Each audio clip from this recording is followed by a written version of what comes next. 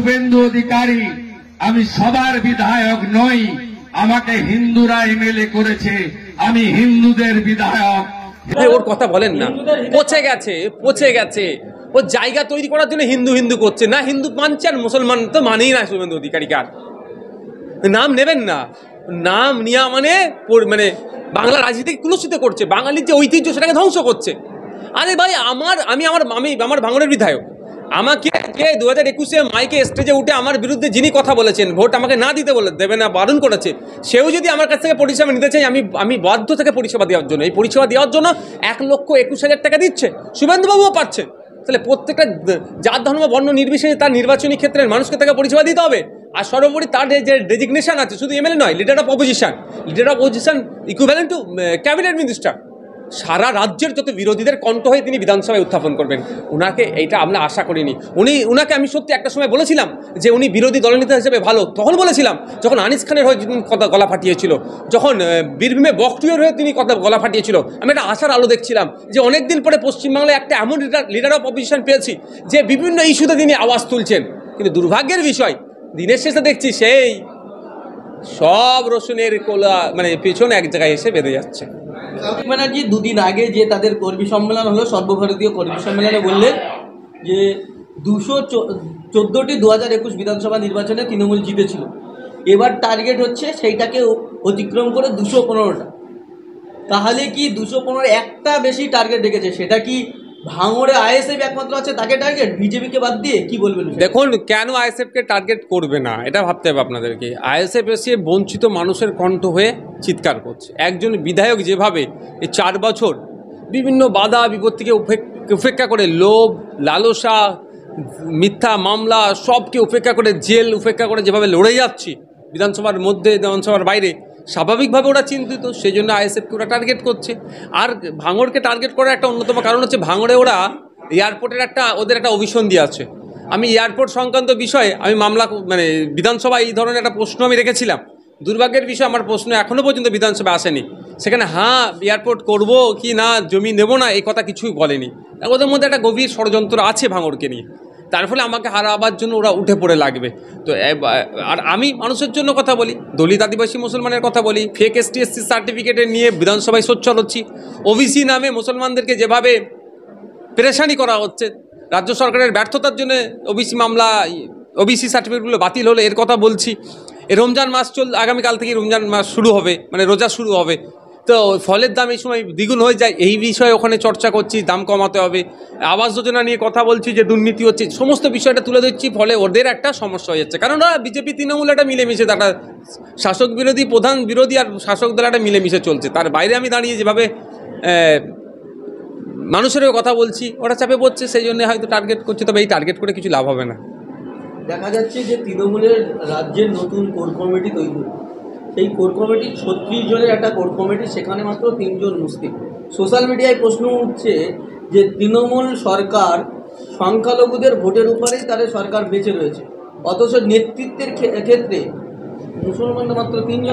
এটা মুসলিম সমাজ কবে বুঝবে যে মুসলিমদেরকে নেতা হিসাবে মানতে চায় না, মুসলমানদেরকে লাঠিয়াল হিসাবে, ভোট ব্যাংক হিসাবে রাখতে চাই। নেতা হয়ে উঠলেই ওদের অসুবিধা হয়ে যাবে।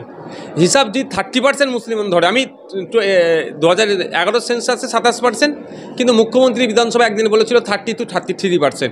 আমি 30% যদি ধরি হিসাবে, কিন্তু 33 জনের মধ্যে 9 কম করে 9টা মুসলিম হওয়া দরকার ছিল। কিন্তু দুর্ভাগ্যের বিষয়, সেখানে ধর্মীয় মুসলিম নাম হিসাবে মাত্র 3 জন পাওয়া গেছে। তবে 3 জন আর 30 জন মুসলমান দিয়ে কাজ হবে এটাও আমি বিশ্বাসী নয়। প্রকৃত যারা কাজ করে তাদেরকে কি দেওয়া হচ্ছে, এটা আমি প্রশ্ন আমার থেকে যাচ্ছে। মুসলিম সমাজে অনেকে বলছেন যে আরএসএসকে খুশি করতেই কি মুসলিমদের, সে একাধিক পদক্ষেপ নিয়েছে মমতা ব্যানার্জি। এনকাউন্টার করে মারলো সাজ্জাক আলী, এনকাউন্টারটা পুরো ধামা চাপা দেওয়ার চেষ্টা হলো। আমি তো বলেছি ওটা বিচার বিভাগে তদন্ত হলে ধরা যাবে, ওটাকে প্ল্যান মাফিক মারা হয়েছে আরএসএসকে খুশি করার জন্য।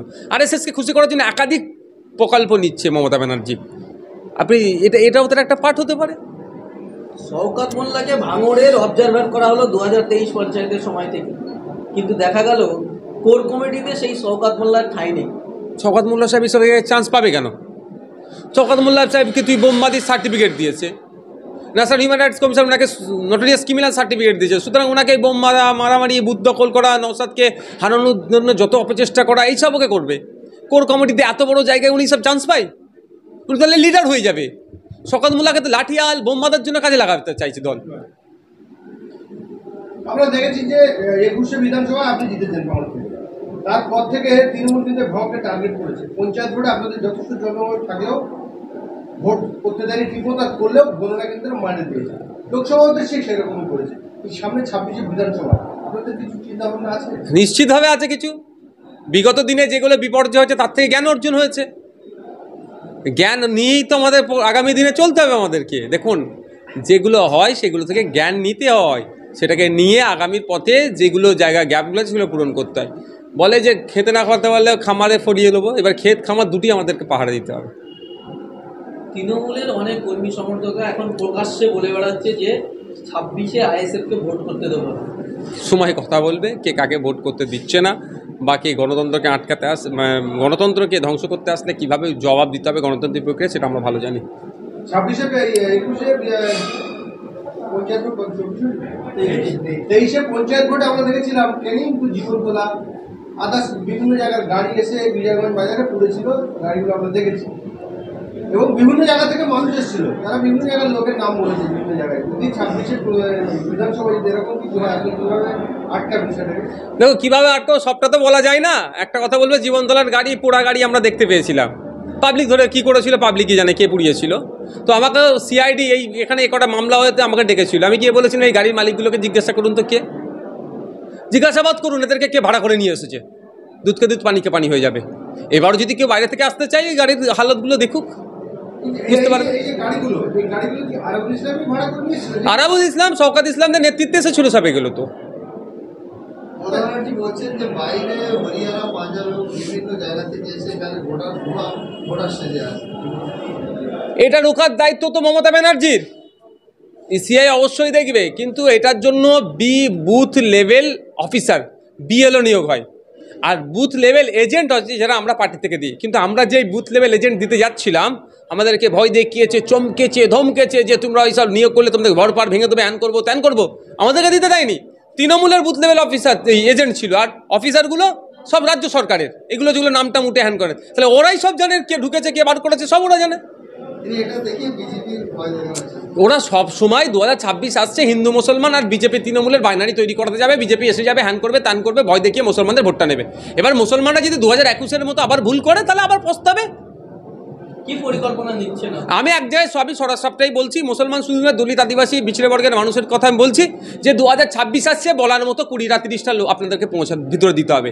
বিজেপি আসছে, বিজেপি যাচ্ছে, বিজেপি ধ্বংস হচ্ছে, তৃণমূল বাঁচছে, তৃণমূল মরে ডুবছে, ওসব বিবেচনা করার সময় নাই।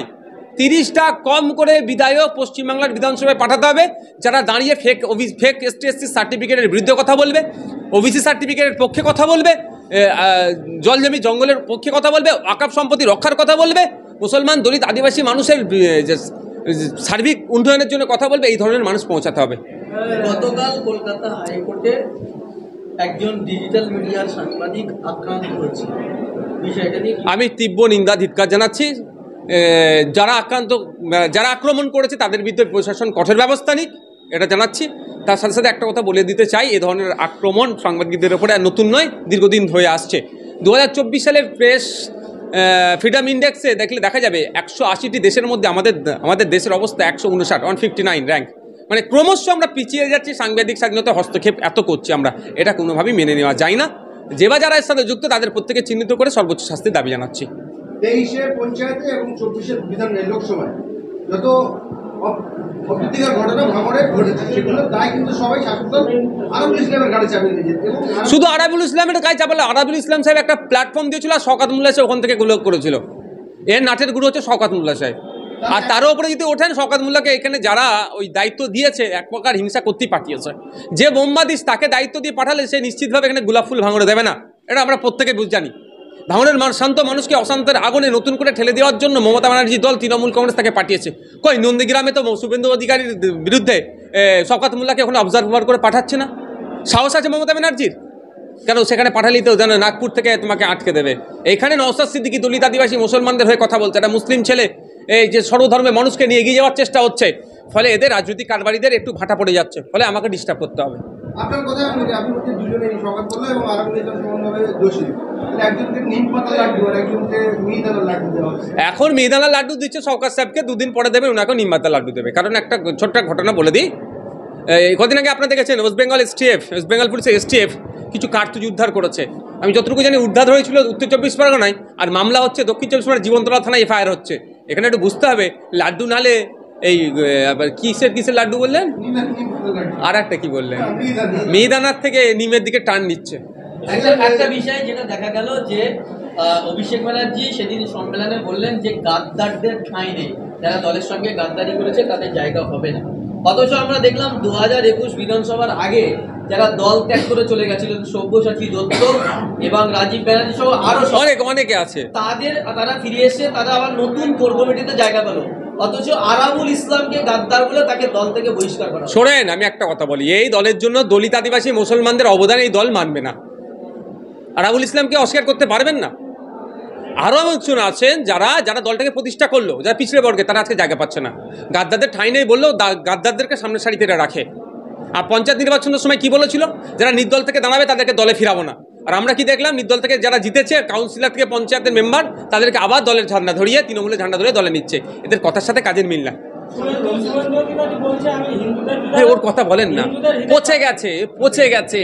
ও জায়গা তৈরি করার জন্য হিন্দু করছে না, হিন্দু মানছে আর মুসলমান তো মানেই না। শুভেন্দু অধিকারী কার নাম নেবেন না, নাম নেওয়া মানে বাংলা রাজনীতিকে কুলুষিত করছে, বাঙালির যে ঐতিহ্য সেটাকে ধ্বংস করছে। আরে ভাই, আমি আমার ভাঙড়ের বিধায়ক, আমাকে 2021-এ মাইকে স্টেজে উঠে আমার বিরুদ্ধে যিনি কথা বলেছেন, ভোট আমাকে না দিতে দেবে না বারণ করেছে, সেও যদি আমার কাছ থেকে পরিষেবা নিতে চাই, আমি বাধ্য থেকে পরিষেবা দেওয়ার জন্য, এই পরিষেবা দেওয়ার জন্য 1,21,000 টাকা দিচ্ছে, শুভেন্দুবাবুও পাচ্ছে। তাহলে প্রত্যেকটা জাত ধর্ম বর্ণ নির্বিশেষে তার নির্বাচনী ক্ষেত্রের মানুষকে তাকে পরিষেবা দিতে হবে। আর সর্বোপরি তার যে ডেজিগনেশন আছে, শুধু এমএলএ নয়, leader of opposition equivalent to cabinet minister. সারা রাজ্যের যত বিরোধীদের কণ্ঠ হয়ে তিনি বিধানসভায় উত্থাপন করবেন, ওনাকে এইটা আমরা আশা করিনি। ওনাকে আমি সত্যি একটা সময় বলেছিলাম যে উনি বিরোধী দলনেতা হিসেবে ভালো, তখন বলেছিলাম যখন আনিস খানের হয়ে কথা গলা ফাটিয়েছিল, যখন বীরভূমে বকটুয়ের হয়ে তিনি কথা গলা ফাটিয়েছিল, আমি একটা আশার আলো দেখছিলাম যে অনেকদিন পরে পশ্চিমবাংলায় একটা এমন লিডার অফ অপোজিশন পেয়েছি যে বিভিন্ন ইস্যুতে তিনি আওয়াজ তুলছেন। কিন্তু দুর্ভাগ্যের বিষয়, দিনের শেষে দেখছি সেই সব রসুনের কোলা পেছনে এক জায়গায় এসে বেঁধে যাচ্ছে। 10 তারিখে আবার বিধানসভা হবে, 10 তারিখে চিৎকার করবো বিধানসভার মধ্যে দাঁড়িয়ে, কারণ ভাঙড়ের হেভি সংখ্যক মানুষ আমাকে ভোট দিয়ে পাঠিয়েছে এই অন্যায়ের বিরুদ্ধে বলার জন্য। অলরেডি এর আগে বলে দিয়েছি, সম্ভবত এই মাসেরই 18-19 তারিখে একবার বলেছি, যদি দাম কন্ট্রোল না থাকে আবার বলবো।